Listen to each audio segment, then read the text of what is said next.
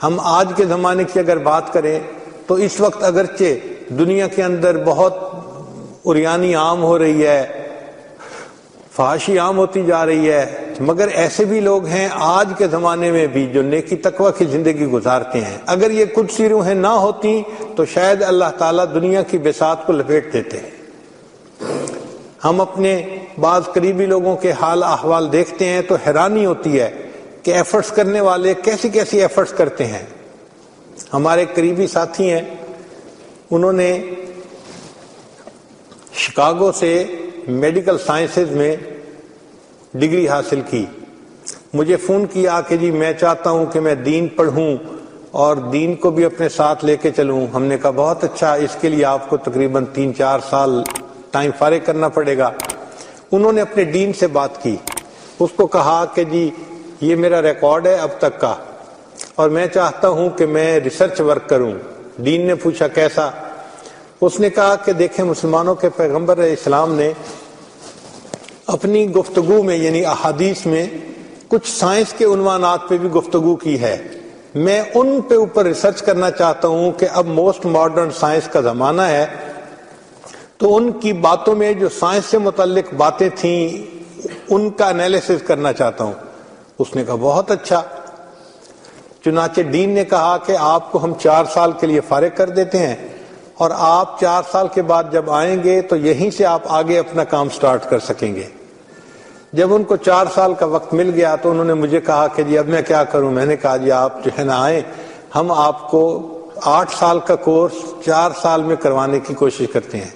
چنانچہ ہم نے کچھ ٹیچرز کا انتظام کیا اور ان کو ایکسپلین کیا کہ دیکھو یہ بندہ بہت ہی ہائی آئی کیو لیول کا بندہ ہے، جو علماء 8 سال میں کورس پڑھتے ہیں نا بخاری شریف تک کا، وہ ہم نے اس کو 4 سال میں کنڈینس کر کے پڑھا دینا ہے۔ انہوں نے کہا بہت اچھا۔ اللہ کی شان کہ اس بچے نے 4 کی بجائے 3 سال میں ہی بخاری شریف تک کا سب کورس مکمل کر لیا، ایک ایک کتاب پڑھی اس نے۔ شیخ الحدیث فرماتے تھے کہ میں نے اپنی زندگی میں اتنا ذہین انسان نہیں دیکھا، اس کو اللہ نے فوٹوگرافک میموری دی ہوئی ہے، مگر یہ تو دل کے اندر طلب ہوتی ہے تب فوٹوگرافک میموری کام کرتی ہے، ورنہ تو انسان کی عقل پہ پردے پڑ جاتے ہیں۔ اب جب اس نے کر لیا تو کہنے لگا جی اب کیا کروں؟ میں نے کہا آپ بتائیں۔ کہنے لگا کہ میرے پاس 1 سال ہے، مجھے بہت شوق ہے، میں قرآن پاک حفظ کر لیتا ہوں۔ میں نے کہا بہت اچھا۔ اللہ کی شان اس نے 8 مہینے کے اندر پورا قرآن پاک حفظ کر لیا۔ پھر اس کے بعد کہنے لگے جی اب کیا کروں؟ 4 مہینے ہیں۔ میں نے کہا آپ آئیں اور سفر میں بھی ساتھ رہیں اور رمضان کے اعتکاف میں بھی ساتھ رہیں تاکہ آپ کو ذکر و سلوک کے اسباق میں آگے بڑھائیں۔ اللہ کی شان کہ اس نے 4 مہینے اتنا اچھا ذکر مراقبہ کیا، اس کی کیفیات بہت اچھی تھی، تو میں نے رمضان کے بعد ان کو ذکر و سلوک میں اجازت خلافت بھی دے دی۔ اب اس نے 4 سال میں گویا 3 ڈگریز حاصل کر لی، ایک وہ باقاعدہ باضابطہ عالم بھی بن گئے اور حافظ بھی بن گئے اور ان کو سلسلے کے آگے اشاعت کی اجازت بھی مل گئی۔ پھر کہنے لگے جی میں کیا کروں؟ میں نے کہا واپس جائیں، آپ نے وہی اپنی ڈاکٹری والی لائن کو کرنا ہے، ساتھ ساتھ دین کا کام بھی کرنا ہے۔ وہ واپس گئے۔ امریکہ میں جو ڈاکٹر اپنے پریکٹیکل لائف میں انٹر ہونے لگتا ہے اس کو ایک امتحان دینا پڑتا ہے، اس کو کہتے ہیں USMLE ٹیسٹ، اور یہ ٹیسٹ اتنا مشکل ہوتا ہے کہ بہت لوگ روتے ہیں۔ ہم نے تو دیکھا کہ ہمارے پاکستان سے جانے والے ڈاکٹر 3ری ٹرائی میں، 4تھی، 5ویں، 6ٹھی، میں نے ایک ڈاکٹر کو دیکھا 9 دفعہ ٹرائی کی پھر جا کے پاس ہوا۔ وہ اتنا مشکل ٹیسٹ ہوتا ہے، بہت پریشان ہوتے ہیں ڈاکٹر کہ یہ ٹیسٹ پاس کیسے ہو۔ اس کو وہ ٹیسٹ پاس کرنا تھا۔ اللہ کی شان 4 سال کا گیپ بھی تھا اور وہ ٹیسٹ بھی دینا تھا، اور وہ ٹیسٹ ایسا ہوتا ہے کہ 6 گھنٹے کا ہوتا ہے اور اس میں 1800 کویسچن ہوتے ہیں، مگر وہ اتنے ٹرکی کویسچن ہوتے ہیں کہ اس کا جواب سوچ کے دینے میں ہی لوگ دھوکہ کھا جاتے ہیں۔ 1800 کویسچنز کا آنسر دینا تھا 6 آورز میں۔ اس بچے نے، آپ حیران ہوں گے کہ 6 گھنٹے کا وہ ٹیسٹ دیا، and he made a history کہ ان دی ہسٹری آف US کسی بندے نے ایسے جو ہے نا نمبر نہیں لیے تھے۔ اس نے 1800 میں سے 1800 مارکس لیے، یعنی US کے اندر یہ ایک ریکارڈ ہے کہ ایک مسلمان بچہ جس کی اوریجن بھی کسی باہر کے ملک سے تھی، اس نے USMLE ٹیسٹ میں 1800 میں سے 1800 مارکس لیے۔ جیسے ہی رزلٹ اناؤنس ہوا تو جو ملک کے بڑے بڑے 3 ہاسپٹل تھے انہوں نے اس کو فرسٹ جاب کا جو ہے نا وہ آفر کر دی، چنانچہ اس کو فرسٹ جاب ملی $2.5 لاکھ۔ اس پر اس کی جاب سٹارٹ ہوئی۔ اس وقت وہ بچہ DNA کے ذریعے کینسر کا علاج کرنا، اس کے اوپر ریسرچ کر رہا ہے۔ اب آپ ذرا غور کریں کہ نوجوان ہے اور امریکہ جیسے ملک میں رہ رہا ہے، وہاں پر گناہوں کے راستے پہ جانے میں کیا رکاوٹ ہے اس کے لیے؟ مگر اس نے دین بھی پڑھا، حفظ بھی کیا، ذکر و سلوک بھی سیکھا، وہ تہجد گزار بھی ہے، اور اس نے اپنی دنیا کی ذمہ داریوں کو بھی ساتھ پورا کیا۔ اور یہ نہیں کہ وہ فارغ بیٹھا ہوا ہے، بلکہ ایک ایسا ریسرچ ورک کر رہا ہے کہ جو دنیا میں اور کہیں نہیں ہو رہا۔ تو یہ لوگ ہمارے لیے قیامت کے دن ایک ریفرنس بن جائیں گے کہ بھئی اگر انہوں نے اسی ماحول میں رہتے ہوئے اتنا کچھ دین کے لیے کیا تھا تو تم نے کیوں نہ کیا؟ اور ہمارے پاس قیامت کے دن کوئی جواب نہیں ہوگا۔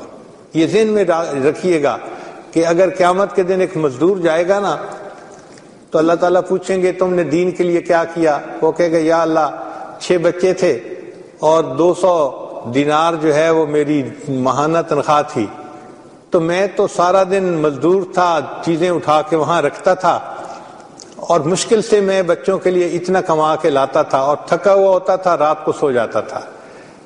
تو اللہ تعالیٰ فرمائیں گے اچھا ٹھیک ہے، تم نے بچوں کو پالا، تم چلو جنت میں۔ پھر اس کی بیوی جائے گی، بھائی آپ نے دین کے لیے کیا کیا؟ اللہ 6 بچوں کی ماں تھی، گھر میں کوئی ہیلپ نہیں تھی، میں ہی باورچن تھی اور میں ہی دھوبن تھی اور میں ہی بھنگن تھی، گھر کے سارے کام چھوٹے سے بڑے مجھے ہی سمیٹنے تھے، 6 بچوں کو بھی میں دیکھتی تھی، خاوند کی ذمہ داریاں بھی میں پوری کرتی تھی، اور میں کیا کرتی؟ اللہ فرمائیں گے اچھا تو نے 6 بچوں کو پالا، چل تو بھی جنت میں۔ لیکن جب ایسے لوگ جائیں گے نا جو آج اپنے آپ کو ڈاکٹر اور انجینئر کہلواتے ہیں اور کہتے ہیں کہ جی ہم نے دنیا میں بڑی تعلیم حاصل کی اور بڑی اچھی جاب کر رہے ہیں اور بڑی ہماری تنخواہیں ہیں اور فرنچ بینیفٹس ہیں، اللہ تعالیٰ پوچھیں گے بتاؤ میرے بندے تم نے دین کے لیے کیا کیا؟ یا اللہ ہمیں تو ٹائم ہی نہیں ملا۔ اچھا تمہارے پاس بہترین گھر بھی تھا، بہترین گاڑی بھی تھی، من پسند کی بیوی بھی تھی، اور تمہارے گھر میں ڈرائیور بھی ہوتا تھا، تمہارے گھر میں میڈ بھی ہوتی تھی، یہ ساری نعمتیں تمہیں میں نے دی تھیں، اس کے باوجود تم میرے لیے کچھ نہ کر سکے، تم وقت پہ نماز بھی نہیں پڑھتے تھے، تو ہم اس کا کیا جواب دیں گے؟ پھر بیوی آگے آئے گی، اللہ تعالیٰ پوچھیں گے تم کیا کرتی تھی؟ یا اللہ بس میں تو نماز بھی نہیں پڑھ پاتی تھی۔ کیوں بھائی؟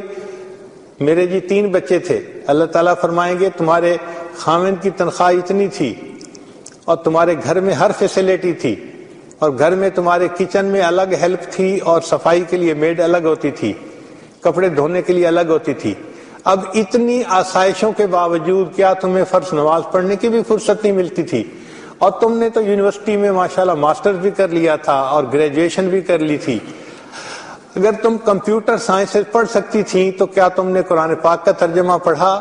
تو وہ کیا جواب دے گی کہ کیا مجھے قرآن پاک آتا نہیں تھا یا میں پڑھنا ہی نہیں جانتی تھی؟ تو ہم جیسے لوگ جو دنیا میں ماسٹرز کر چکے، ڈگریاں لے چکے اور ثابت کر چکے کہ اللہ آپ نے ہمیں ٹریلینز آف برین سیل دیے ہیں، ہم قیامت کے دن لاجواب ہوں گے کہ یا اللہ ہم نے واقعی سستی کی، ورنہ ہم آپ کا دین بھی پڑھ سکتے تھے، سیکھ سکتے تھے، اس کے مطابق زندگی گزار سکتے تھے۔ ہمارے لیے اس میں کوئی مشکل کام نہیں ہے، اور واقعی آج ہم اپنے ٹائم کو ذرا مینیج کریں تو ہم یہ کام آسانی سے کر سکتے ہیں۔ ہمارا یہ تجربہ ہے کہ اگر دن کے 24 گھنٹے ہوتے ہیں تو 8 گھنٹے اس میں سے آپ نیند کے نکال دیجئے۔ ویسے تو سائنٹیفک ریسرچ یہ ہے کہ 7 گھنٹے کی نیند ہر بندے کے لیے بیسٹ نیند ہوتی ہے، اس سے نیچے ہو تو بھی ہارٹ اٹیک کا اندیشہ ہوتا ہے، 7 گھنٹے سے زیادہ ہو تو بھی ہارٹ اٹیک کے چانسز زیادہ ہوتے ہیں۔ 7 hours sleep is the best time for the human being۔ اس پہ دنیا کی یونیورسٹیوں کے سائنسدان متفق ہو چکے ہیں۔ ہم کہتے ہیں چلو 7 گھنٹے کے بجائے 8 گھنٹے صحیح، تو 8 گھنٹے سونے کے نکال دیں، اور ان 8 گھنٹوں کے بعد پھر 8 گھنٹے ڈیوٹی کے نکال دیں، 16 گھنٹے تو یہ نکل گئے۔ پھر اس کے بعد کے جو 8 گھنٹے ہیں ان میں سے 1 گھنٹہ چلو دفتر آنا آدھا گھنٹہ، جانا آدھا گھنٹہ، تو باقی 7 گھنٹے ہم کیسے گزارتے ہیں؟ آپ اگر غور کریں تو وہ 7 گھنٹے اکثر یا تو دوستوں سے فون پہ بات کرتے ہوئے، یا گھر کے اندر ٹی وی پہ خبریں دیکھتے ہوئے، یا انٹرنیٹ پہ بیٹھے ہوئے، یا اسی طرح کی ای میل سرچ کرتے ہوئے، یعنی ہم اپنی مرضی سے وہ 7 گھنٹے گزارتے ہیں۔ ہم یہ نہیں سوچتے کہ یہ 7 آورز کتنے امپورٹنٹ ہیں ہماری لائف میں۔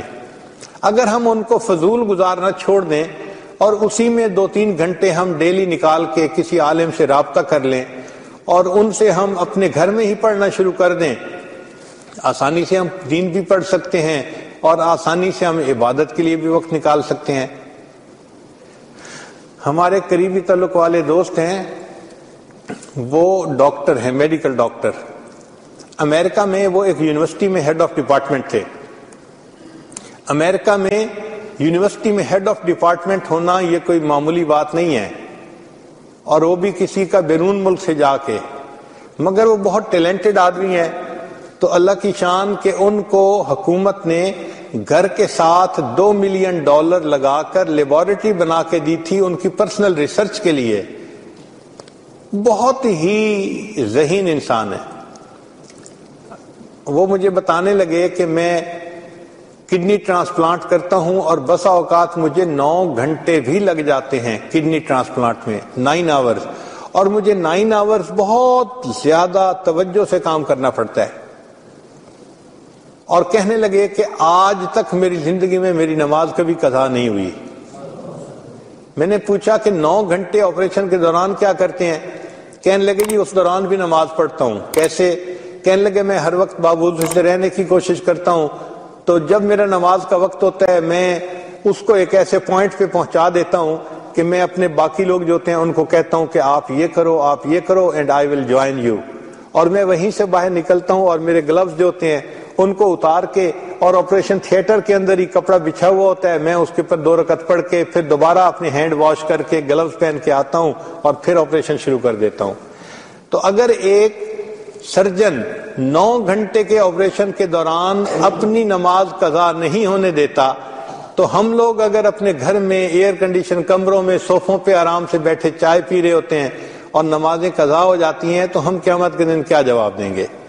اس لیے آج کے دن صرف اس پوائنٹ پہ سوچنا ہے کہ ہم اپنے ٹائم کو مینیج کیسے کریں، تاکہ ہم نعرہ تو لگاتے ہیں جی دین دنیا برابر برابر، مگر دین کو لے کے چلتے نہیں، ساتھ دنیا ہی چل رہی ہوتی ہے۔